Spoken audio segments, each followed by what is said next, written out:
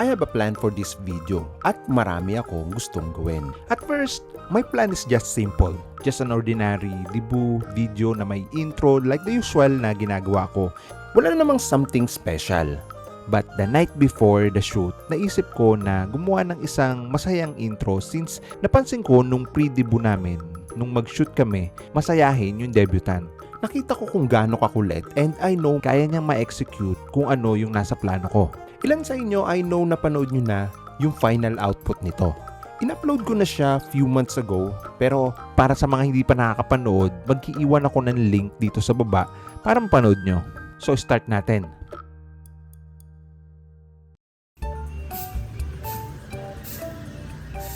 Videographer, minsan coordinator.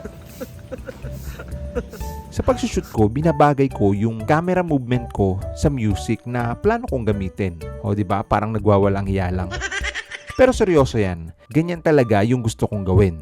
Actually, pagdating namin dun sa venue, ready na kagad yung debutant. So, nag-start na akong buuin yung intro na pinaplano ko. Karamihan sa mga pinapagawa ko sa debutant is on the spot lang. Yung naisip ko lang mismo sa oras na yon.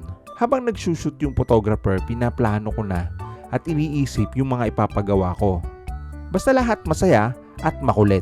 Kasi yung music is yung APA 2 or APT by Bruno Mars and Rosé at hindi ito basta-bastang shoot lang. Kailangan ko ibagay lahat ng mga movement ng subject ko dun sa music, including camera movement. Copyright nga pala yung music na to, pero balak ko siyang i-upload sa Facebook kasi na-check ko na kahit copyright siya, or muted or block siya sa ibang country, pwede pa rin siyang gamitin. Yun nga lang, block pa rin at anytime pwede nila itong ipa-take down. Pero hindi siya muted. Para sa mga magtatanong about sa copyright kung paano ba malalaman kung copyright yung music or kung pwede siyang gamitin, hindi ko rin alam. Basta I know pag copyright hindi mo pwedeng gamitin, pero pag ina-allow ni Meta na hindi siya i-mute, we're lucky enough at mukhang okay yun. But don't expect na hindi siya i-mute forever. And kung i-mute naman siya, okay lang, papalitan ko na lang yung song. Marami naman tayong option. Although hindi lang singganda nung ina-expect natin siguro, pero pwede naman yan palitan.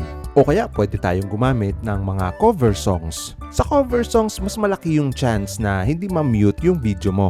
Pero ang pinaka-the best na advice na maibibigay ko sa inyo, lalo na kung may budget kayo, is pwede kayong mag-subscribe sa mga website na nag-o-offer ng mga license to use the music. May bayad lang siya per month or minsan per year, kagaya ng Musicbed, Artlist.io, at marami pang iba. Mag-search lang kayo. Marami dyan. Pwede yan. Wallet tayo. 1, 2, 3, and go.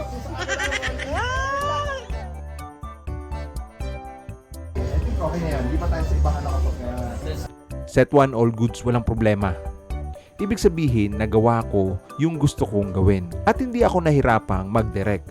That's because bagay na bagay yung kulit ng debutant namin dun sa music.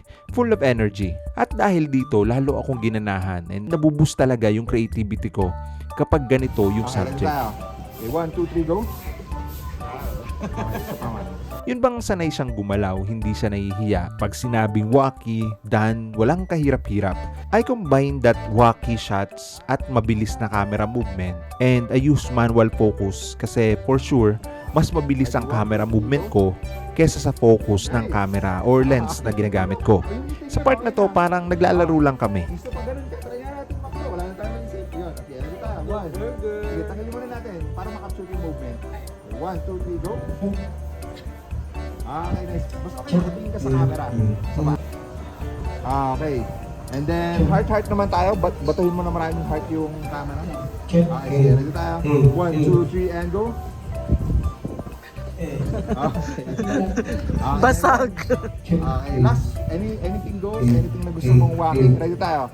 1, 2, 3, and go. Yan. Okay, good. Yan o, para makaisip ka. Ito nga pala yung gusto kong maging reminder sa inyo.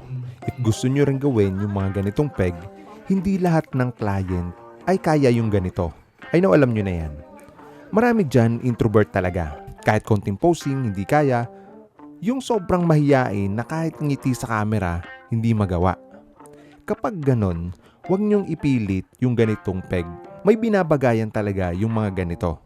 At hindi talaga to para sa lahat. Kung hindi nga ganito ka-jolly yung debutant namin that day, malamang puro story style lang yung gagawin ko.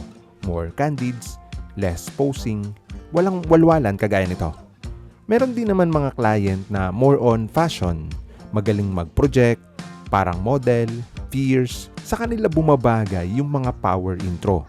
Kaya before you shoot, mas maganda know your client. At doon mo malalaman kung ano yung babagay para sa kanila.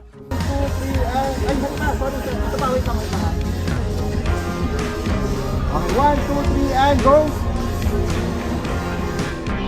Tingin sa camera. Tuloy-tuloy lang. Okay, close yung camera habang naglalakad. Tingin sa camera, schedule natin.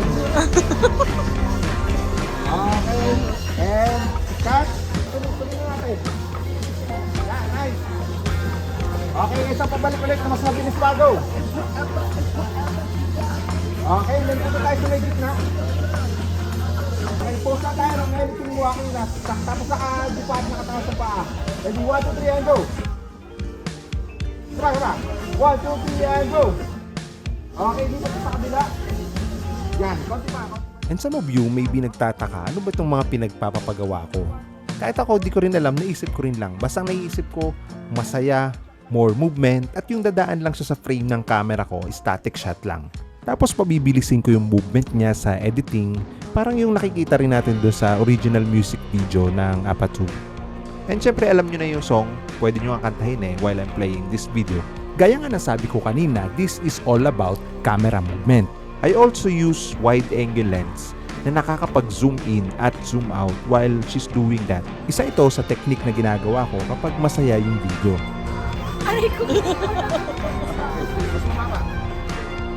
Pagkikwento lang muna ako. Kapag ang photo or video ay nagsabi ng last na to, is scam yun. Alam yun ng mga coordinators. Madalas hindi talaga totoo yun. Scam na hindi intentional or hindi sinasadya. Lumagay tayo sa perspective ng isang shooter. Huwag na tayong lumayo, kagaya ko. Kapag may pinagawa ako at nakita ko sa view ko na ang ganda nung last shots na yun, kusang pumapasok talaga sa isip ko yung sunod ko pang ipapagawa na sa tingin ko is mas makadadagdag sa ganda ng shots. Doon sa mga last shots na yun kung minsan, doon lumalabas yung mga idea. Again, sabi ko nga kanina, hindi planado yung mga ipinapagawa ko. Kadalasan, on the spot ko lang talaga siya naiisip. Yung tipong hindi ko napalalagpasin yung pagkakataon, ipapagawa ko talaga yung mga gusto kong mangyari. And it's a good thing. For me, gano'n naman talaga. Para rin naman yun sa ikagaganda. As long as may time pa naman, why not? Kita ako. Hindi ka nakita kung nakayuko ka.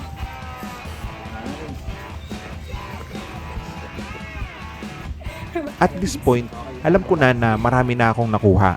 I know solid yung mga yon kasi napakagaling talaga nung subject ko. Walang keme-keme, galaw kung galaw, sayaw kung sayaw. Pero alam mo yung feeling na marami ka pang idea na kusang pumapasok sa isip mo, and yung parang feeling ko na pag nag-edit ako na may isip ko na sayang, dapat ginawa ko yung ganito, dapat ginawa ko yung ganyan. And dito sa ginagawa ko, I know matakaw sa clip dito kapag in-edit kasi upbeat yung music, I mean mabilis yung music, and maraming clip yung kailangan kong ipasok. Ako nga pala yung mag-e-edit nito later, and this is not SDE, kaya excited ako kasi ako yung masusunod sa pag-e-edit. Meaning, lahat ng pinaplano ko at idea, magagawa ko at masusunod ko.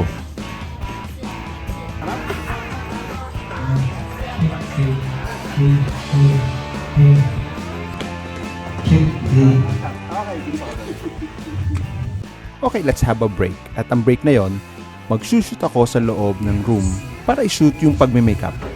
Break nga ba yun? Siguro. And after ng lahat ng mga yon, tsaka lang kami nag-shoot ng details. Wala akong planong mag-shoot ng details na solo or isa-isa. Kasi alam ko sa editing ko, hindi ko rin naman magagamit yon at hindi ko rin siya gagamitin. So, hindi ko na siya isushoot. So, ang ginawa ko, sinut ko ng isang buo ang mga details na naka-flat lay, kagaya nito. Then, isa-isa ko silang inalis hanggang sa wala nang matira. Pero habang inaalis ko, yung mga bawat item, nilalagyan ko pa rin ng movement na parang animation, unti-unti silang umaalis. Parang ganito.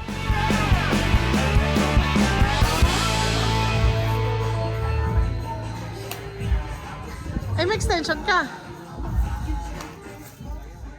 Habang busy pa yung debutant natin sa pagpe-prepare para sa second look niya, magta-try naman ako ngayon na mag-set up ng ilaw. So, sinet up ko tong Amaran 150C.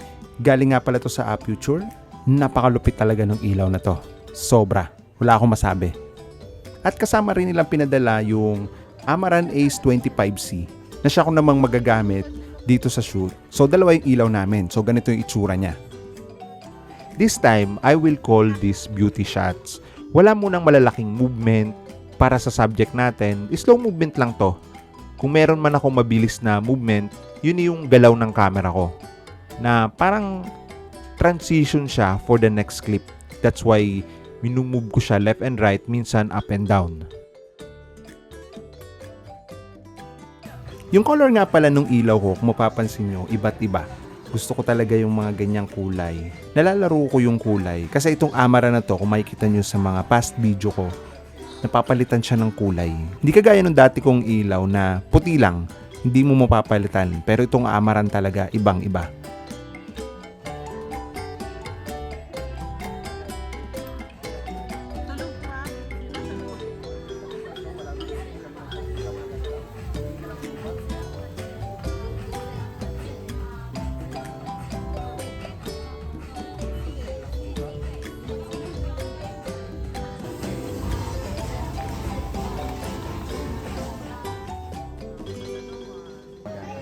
Kapag SDE nga pala, palagi kaming may interview para sa parents ng debutant. Ito ay para makabuo na kagad ng story yung editor namin. At hindi na niya kailangan hintayin pa yung mga message ng parents sa mismong program. Pero for me, ako lang to nag-i-interview pa rin ako kahit hindi SDE. Kasi minsan kapag dun ko kukunin sa program yung mga kwento o yung mga messages, minsan walang laman yung message or hindi mo kontrolado kung ano yung sasabihin. Sa akin lang yun May times kasi na wala talaga akong mapulot. Pero karamihan din naman, may times na may nakukuha ako na mga points dun sa mga message nila. This is just for safety lang. Minsan hindi ko rin naman to nagagamit. Sabihin na lang natin na ito ay backup just in case wala tayong mapulot na story galing doon sa mga messages mula doon sa program. Anyway, you got the point. Kumuha pa ako ng ilang mga shots dito sa reception habang hindi pa nagsisimula yung program. And after nun, nagsimula na yung pre-program kung saan nagkaroon ng mga games. Ako naman, since alam ko na masaya yung video ko, dito ako makakakuha ng mga reaction ng mga bisita na nagkakasiyahan. Mga legit moments, sayawan, na hindi ko na kailangan i-direct pa. Ewan ko ba, that night, sobrang saya ng mga bisita. And mukhang nag-e-enjoy talaga sila. At pre-program pa lang yan mga games pa lang. Hindi pa nagsisimula yung pinaka-main event. Sa mga ordinaryong shoot namin, hindi namin masyadong priority i-shoot yung mga games. Lalo na pag solo shooter ako, sometimes di ko na to kinukunan. Mas focus ako dun sa pinaka-main event. Pero that night, ang perspective ko kasi dito is alam ko magagamit ko talaga itong mga masasayang eksena dito na pupuno sa ginagawa kong intro. Hindi na nga pala ako nag-tripod dito kasi gusto ko medyo malikot ng konti yung shots para bumagay dun sa mga nagawa ko na kanina. At saka malikot din yung kinukunan ko kaya mahirap kapag tripod yung ginamit ko.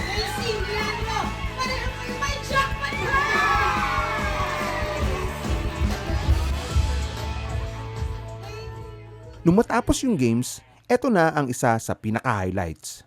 Yung entrance ng debutant. For me, para tong bride entrance, it create anticipation talaga sa mga guests and sayang nga kung hindi ako solo shooter, gusto ko rin makapture yung mga reaction ng mga bisita. But anyway, speaking of entrance, may gusto lang akong ikwento. So, kwentuhan time muna tayo.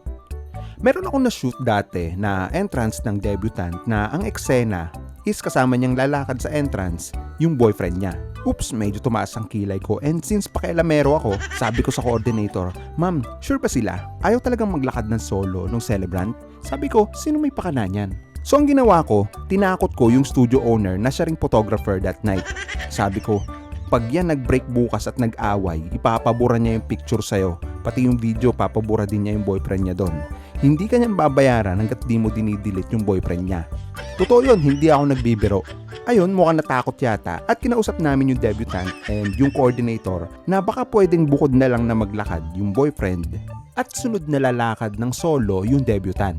Nag-agree din naman yung host at yun nga ang nangyari. Ang point ko kasi dito is ito yung isa sa highlights ng birthday niya. Ito yung moment niya at lahat ng attention at mga mata ng bisita nakatutok talaga sa kanya. And also nakaprinto sa album niya. And kung hindi sila magkatuluyan at dumating yung time na kailangan nilang magkalimutan or magsunugan ng pictures, baka naman madamay pa tong album niya sa sunugan. Baka punitin niya yung part na nandun si boyfriend. Anyway, I know I'm just overthinking. Pero you get the point, diba? Ang chismoso ko, no? Daming naiisip. So yun nga, kung nakarating ka sa part ng chismis na to, I'm sure nag-enjoy ka kasi nakikichismis ka rin. Kaya baka naman pwedeng makahingi ng like. At kung hindi ka pa nakasubscribe, pakiclick naman ng subscribe button at notification bell para updated ka sa mga chismis sa video ko.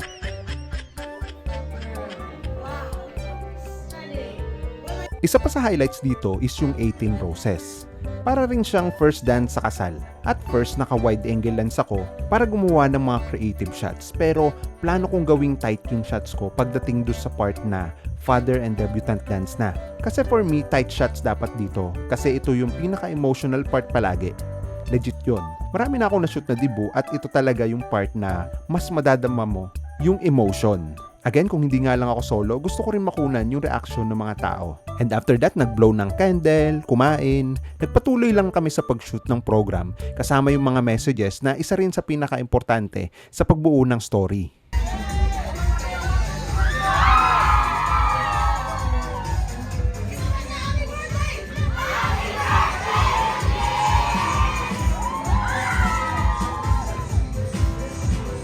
And by the end of the program, alam ko na tapos na.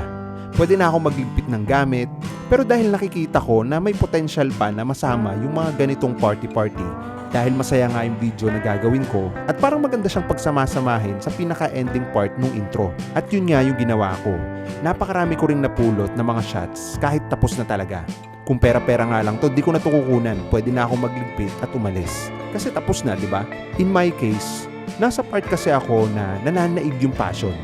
Nananaig yung excitement na ma-edit ko na to pag uwi ko sa bahay at maipakita sa pamamagitan ng video ko kung gaano kaganda at ka-perfect yung debut na to na kahit simple lang pero tatatak talaga sa alaala nila.